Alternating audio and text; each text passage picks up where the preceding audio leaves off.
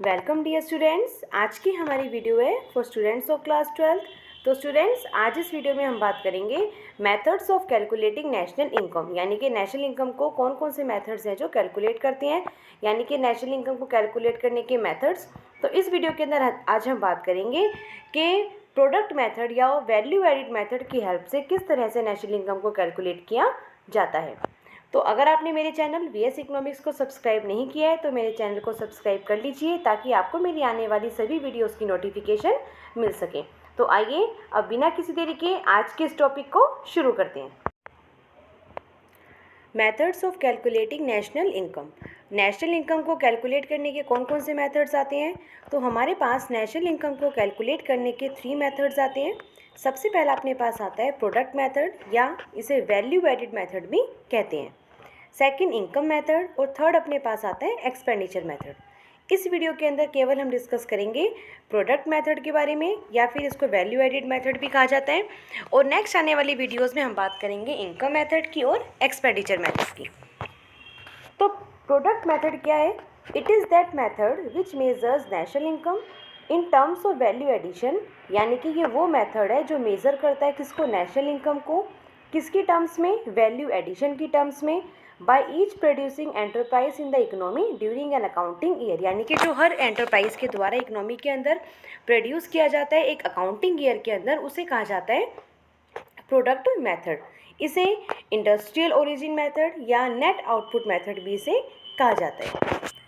Next अपने पास आता है कंसेप्ट ऑफ वैल्यू एडिशन। अब वैल्यू एडिशन क्या है? बोलने से पता चल रहा है वैल्यू को ऐड करना, यानी कि जब हर स्टेज पर हम वैल्यू को ऐड करते हैं तो वो होती है वैल्यू एडिशन। तो वैल्यू एडिशन या value added is the difference between value of output of an enterprise. किसी भी एंटरप्राइज की जो वैल्यू होती है उसके आउटपुट की, वो उसमें से माइनस कर देते हैं हम value of its intermediate consumption, जो इंटरमीडिएट कंजप्शन होता है उसकी वैल्यू को, तो अपने पास निकल आता है वैल्यू एडिशन। नेक्स्ट एक छोटा सा कंसेप्ट इसी के अंदर आता है कि change in stock. What is change in stock? Change in stock का क्या मतलब है? तो चेंज इन स्टॉक का मतलब क्या है कि स्टॉक में चेंज आना। तो स्टॉक में चेंज कब आएगा? जब हम डिफरेंस की बात करेंगे, closing stock minus opening stock, यानी कि closing stock of the accounting year and opening stock of the accounting year का जब डिफरेंस करते हैं तो अपने पास आ जाता है चेंज इन स्टॉक। ये जो आपको चेंज का साइन दिया हुआ है इसे कहा जाता है डेल्टा, यानी कि delta stock is equal to closing stock minus में ओपनिंग स्टॉक।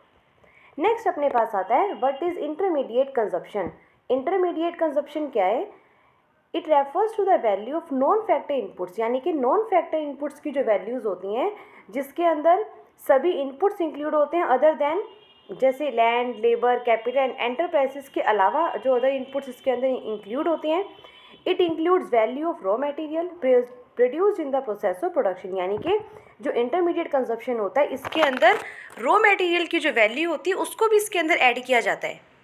ठीक है, यानी कि सभी जो फैक्टर नॉन फैक्टर इनपुट्स होते हैं उनको तो ऐड करते ही हैं इसके अंदर, इसके अलावा जो रॉ मटेरियल की जो कॉस्ट आई है, रॉ मटेरियल की जो वैल्यू है उसको भी इसके अंदर, इसकी हर स्टेज, प्रोडक्शन की हर स्टेज पर उसको भी इंक्लूड किया जाता है, तो उसे कहा जाता है इंटरमीडिएट कंजप्शन। तो इस तरह से अपने पास जो हमारा मेन कंसेप्ट है, तो हमारे इसके छोटे छोटे कंसेप्ट थे बेसिक। अब जो मेन अपने पास इसका कंसेप्ट वो यही है कि नेशनल इनकम को मेज़र कैसे किया जाए, वैल्यू एडिड मेथड की हेल्प से नेशनल इनकम को कैसे मेज़र किया जाए।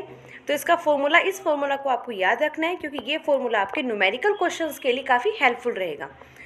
तो इसका जो फॉर्मूला है वो रहेगा जीडीपी एट मार्केट प्राइस में जब हम माइनस कर देते हैं डेप्रिसिएशन को तो अपना निकल आता है एनडीपी एट मार्केट प्राइस।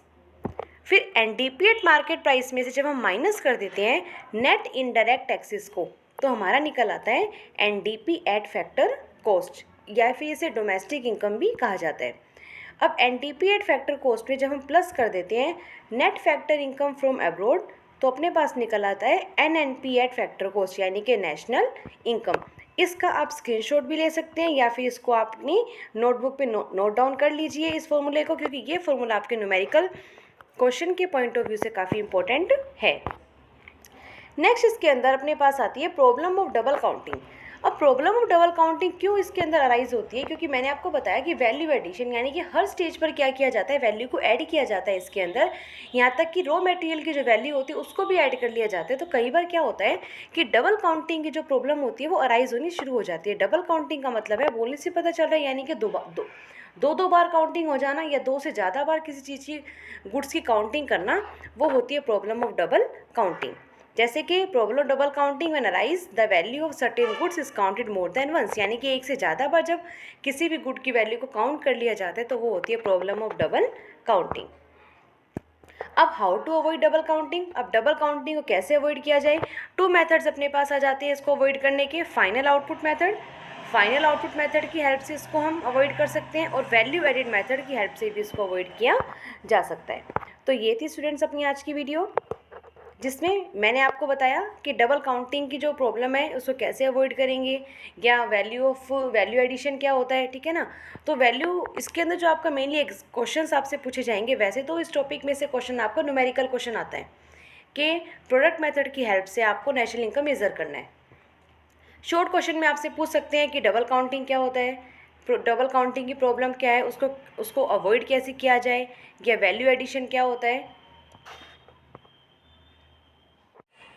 तो ये थी हमारी आज की वीडियो, जिसमें हमने बात की कि प्रोडक्ट मेथड की हेल्प से किस तरह से नेशनल इनकम को कैलकुलेट किया जाता है। तो स्टूडेंट्स, चलिए मिलते हैं अगली वीडियो में नए टॉपिक के साथ। Thank you.